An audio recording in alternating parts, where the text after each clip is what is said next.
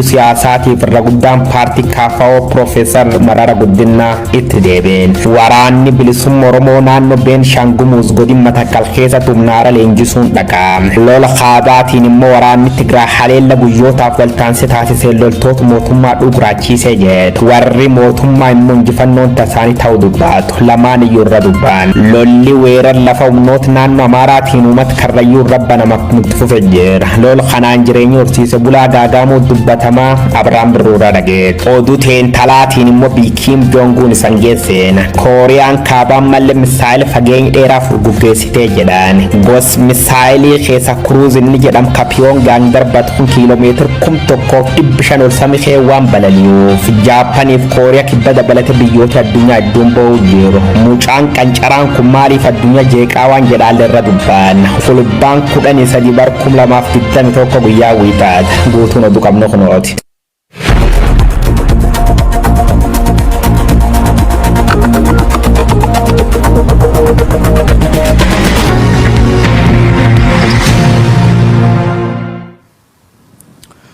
Shama kam jirtu daawwattoota OMN oduu sa'aatii kanaaf qabnuun isinitti himaa ani Hunangidaati. Haalota Itoophiyaa keessatti mudachuu malaniif Oromoon akka sabaatti dursee of qopheessuu qabaa jedhan hayyuun siyaasaa Oromoo Profeesar Mararaa Guddinaa uummanni Oromoo carraawwan yeroo garaa garaatti biyyattii keessatti uumaman keessaa sa'aatiidhumaatti moggaatti dhiibamuun irra deddeebiin mul'ateera kan jedhan Profeesar Mararaan dogoggora ture hambisuuf hundaa ol tokkummaa sabichaa fi wal hubannaa qabsaa'ota sabichaa irratti hojjechuun dhimma murteessaa ta'uu ibsaniiru. Guutuun gabaasa kanaatti aanee dhiyaata.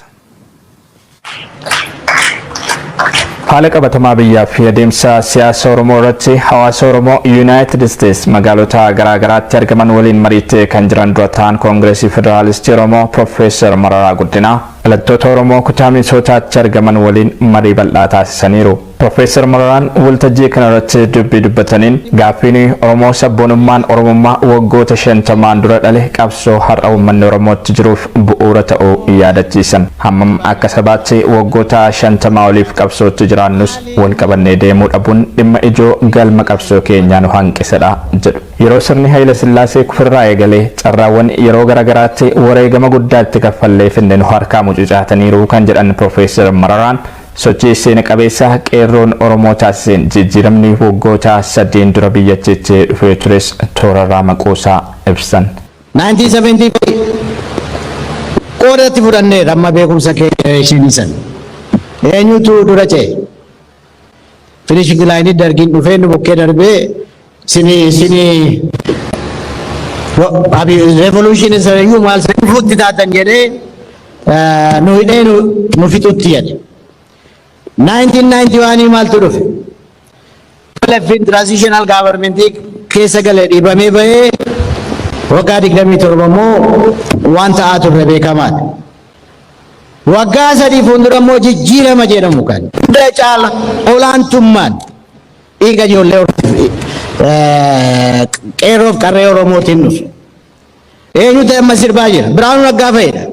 Kun akka hin taaneef gaaddisa hooggansa Oromoo hundeessuu irraa eegallee waan dandeenyu malee yaallee irraa haa ta'u malee warri qabsoo qeerrootiin gara aangootti dhufee masaraa Minilik seene ofirraa nu dhiibuu filachuun dubbii balleessee jedhu. Haala qabatamaa Itoophiyaa keessumaa wal waraansaa biyyattii keessatti deemaa jiruun wal qabatee Itoophiyaan daandii qaxxaamuraa isa hammaataa irra jirti jedhu Profeesar Mararaan haala amma jiruun waa afur keessaa tokko biyyattiitti mudachuu akka malus xiinxalaniiru. Haalota mudachuuf malaniif dursa of qopheessuun akka barbaachisus hubachiisan. Egaa waan afur eeguu dandeenya akka amma jiru kanatti waan afur tokko warri hiwaat deebi'anii mo'uu danda'u warri hiwaat deebi'anii mo'anii siyaasa biyya sanaa dikteetii gochuu danda'u. Abi mootummaan isaa counter offensive amma yaaduuni mo'anii isaanitti qe'ee isaanitti deebisanii waan gochuu danda'u. Sadi stalemate isa faranjiin jettu wal mo'uu dadhabuu wal mo'uu dhufuu hin danda'a. Arfaffaa Itoophiyaan jigguu dandeessi. Kanaaf Oromoon of qopheessuutu irra jira. Plan A, Plan B hoo danda'e Plan C qabate Itoophiyaan akka hin taanetti akka duratti hin jigne jechuu godhe. Uummanni Oromoo adeemsa siyaasa biyyattii keessatti yeroo marasaa dhumaarratti durfamaa jedhu Profeesar Mararaa Guddinaan bara egeree uummata keenyaaf haalaan murteessaa ta'e kanatti ammoo rakkoon wal fakkaatu akka nutti hin deebineef dammaquu qabna jedhan. Tigree miliyoonii 5 Oromoo miliyoonii 50 ol addunyaan dhaggeeffachaa jira.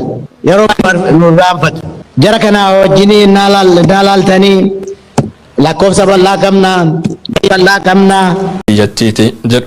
Naannoleen rakkoo nageenyaa humna isaaniitii ol ta'e yoo isaan mudatellee deeggarsa poolisii federaalaa gaafachuu malee giddu seentummaa naannoo kan biraa hayyamuun sirrii miti jedhu namoonni dhimmicha irratti yaada nuuf kennan. Adeemsi humnoonni Amaaraa ammatti jiran kun fedhii babal'ifannaa lafaa giddugala kan godhatee fi adeemsa naannolee diiguuf deemamaa jirudha jedhan.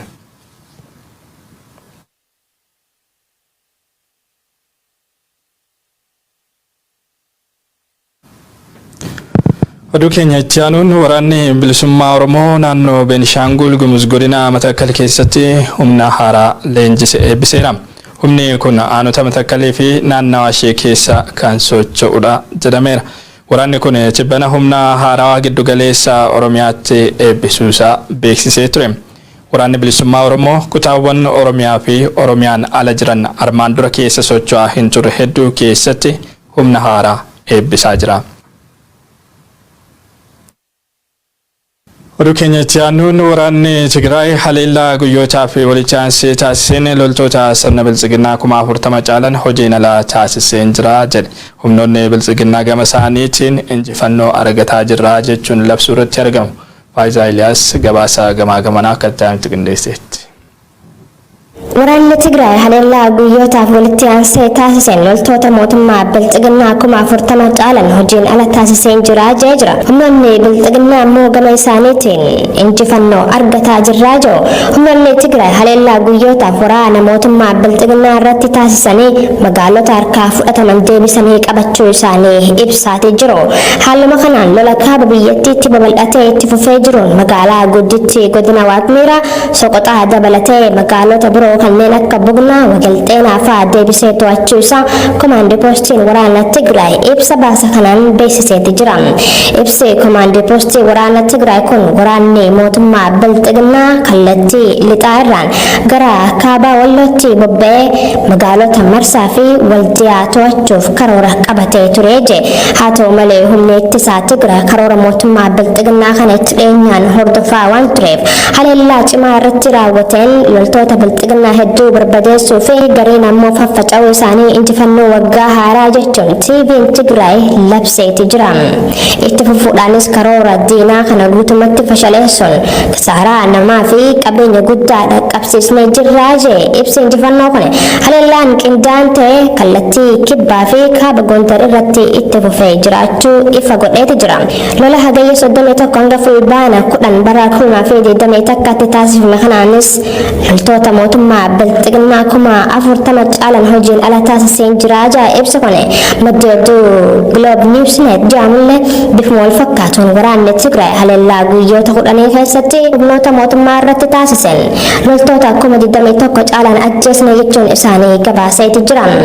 Dabalees loltoota mootummaa biltsiginnaa 28 caalan madaa'uu fi 293 ammoo booji'amuu humnoota Tigraay wabeeffachuun gabaaseeti jira. Globe Newsnet mootummaan biltsiginnaa keessaa humnoonni loltoota Amaaraa labsii waraanaa hundinuu loluu qaba jedhu baasanii uummata harka qullaa waraanatti oofaa jirus jechuun qeeqeeti jira gabaasni kun. Pireezidaantii naannoo Amaaraa Aganyoo Tashaagar dabalatee qondaalonni naannoo Amaaraa labsii waraanaa labsuudhaan dargaggoota, qotee bultoota, barattoota, qeessotaa fi barsiisota harka qullaa dirree waraanatti bobbaasuudhaan dhumaatii hamaaf saaxileeti jira. Kana malees humni addaa Amaaraa birgeedii 4 jechuun Tewoodiroos Minilik Magdalaa fi Gaafaat jedhaman godina Gondar kibbaa fi Waaqmeeraa keessatti haleelamuun barbadeeffamuu isaanii beeksisee jira. Ibsi komaandii poostii waraana Tigraay kun mootummaan biltsiginnaa gama isaatiin ibsa torbee dabre baaseen loltoota humnoota Tigraay karaa Gondar kaabaa fi lixaa akkasuma kaaba Wallootti haleellaa raawwateen humnoota Tigraay irratti injifannoo argadheetiin jira jechuun isaa kan yaadatamudha.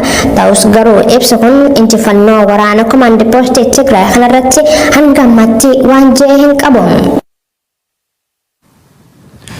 Oduu keenya xumuraatiin Kooriyaan kaabaa misaayila fageenya dheeraa haaraa yaalii sanbataa fi dilbata irra gaggeeffame kanaan misaayilonni fageenya hanga kiiloomeetira 1,500 balali'uu danda'an darbatamaniiru jedhame. Dhimmicha irratti yaada kan kennite Ameerikaan Kooriyaan kaabaa gochicha addunyaa nagaa dhowwuuf tolchite jechuun himattee jirti. Kooriyaan kaabaa gama isheetiin mala ittisa eegumsa biyya keenyaa mirkaneessuu fi haleellaa humnoota diinaa kamuu ofirraa faccisuuf malee eenyurraallee dhimma hin qabu jechuu irratti argamti. Guyyoo Ariyoo bal'inaan isinti.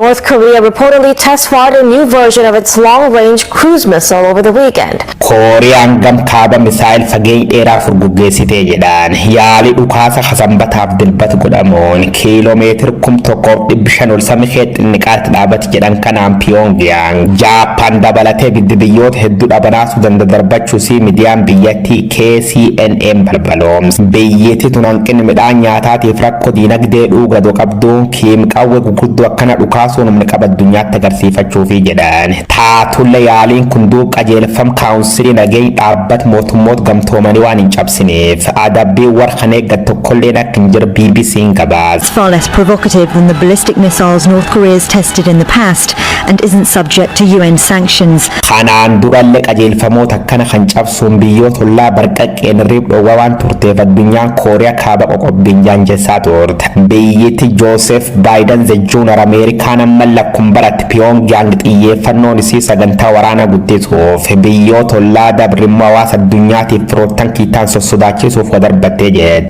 Biyyatti yaabbatiin mata qooxoo kaakaan gamisiitii yaaliin tolchimtuu malitti seegumsi biiteenna mirkaneessuuf haleella humnooti diina nurra godhan kam ofirra faccisuuf malee nulle irra dhimmi hin qabne jechuu waaqaati. Described as a strategic weapon. Kim torbaan dabarkeessa addunyaan qoricha COVID-19 kenniteef jennaan hin barbaadu narra deemadhaan jechuun addunyaa harka deebi'e. Waliigaltee niikuleerii balleessuu Waashingitaniif Pyongyang gidduu bulchiinsa Doonaald Tiraamp jalqabdeen. Kim taasisa malee tanama waan hin dhageenyeef itti badi jechaa dhaqanuuf jibbaatanii abbi Tiraamp illee gidduu Baayidaniin mo'ata. Kim qalbii addunyaatiif miidiyaalee addunyaa boojii ofii Ameerikaa watti dubbaatu. Warrum waliin beekneen akka Kooriyaa kaaba kan fayyame ispoortii waraana daawwachiisuun gammachiise galcha. Gaafa Ameerikaan gochisaanii kanaan dallantoo fi micciiramti immoo seer jaba diinummaa biyyoota ollaa lamaan jidduutti bitti qabsiisan baasuun war seer isa kan cabsille du'aana dabe kafeer gaggeessa. Mucaan kun jilamaan durallee dargaggooti Kooriyaa kaaba loqotu Kooriyaa kibbaa hin fayyadamne. Akkasumallee faashin rifeensaatiif muuziqaa war lixaa Ameerikaaf Siyool guutuma guutuutti akka dhiisan akeekachiise ture. Kooriyaan kibba jechuun Siyool nyaap keewwan taateef istaayil jettan akka warraan mata cirannaan dabre muuziqaa warra hordofnaan qiyaama santi buus jechuun dargaggoota biyyattii erga dabarse Kim Jong-un nam seeri isa kan cabselle hidha cima waggoottan 25 lubbuu balleessuu cuuf irra fudhadi jechuun ajaji dabarse. 보이지만 놀 땐 노는 여자 이때다 싶으면 묶었던 머리 푸는 여자. Hojiin dippiloomaasii tajaajilawwan Kooriyaa gam kibbaatiif Jaapaan dabalataan gargaaruuf godhamti cimteetti fufti jetti Waashingitan. Ibiddi kiimam darbatee jedhan kanaan muddama akka noolle dubbatama. Dhimmoom kan ilaalchisu waraanni Kooriyaa kibbaa abbootii taayit basaas USA waliin ta'uun gochi kiimam godhuu jiran gad fageenyaan qorachuuf qophaa'aa jiraachuu isaanii miidiyaan Kooriyaa kibbaa Yohaan Haap balbaloomse. Hammaleelle duuban gaawtii olaanoon biyyoota akka Yuunaayitid Isteet Kooriyaa kibbaatiif Jaapaan ittiin Kooriyaa kaaba hojii niikuleerii dhaabsisuuf irra madachuuf torbaan kan wal arguufi jedhan misaayil baalaastik jedhamu kabombi jaba baataa jedhan akka hin dhukaafneef dhaabbata mootummoota gamtoomaniitiin kadhoowwamte biyyatti gurba gabaabaa Pyongyang ajaja dhaabbata mootummoota gamtoomanii jechuun Yuunaayitid Neeshinii illee diduun sibiil kan darbachaa ture. Taatullee duub meeshaan misaayilii hammisiin dadarbattee jedhan kun baalaastik osoo hin taane gosi misaayilii keessa kuruusis jedhamu waan taateef bombi jaba waan hin qabneef namutti hin dubbatu jedhan. It's threatening the peace and safety of Japan and its surrounding region. Gara daawwattoota oduun keenya irraa kana gayoon daawwattan ture waan waliin turtaniif galanni keenya guddaadha. Yeroo gaarii.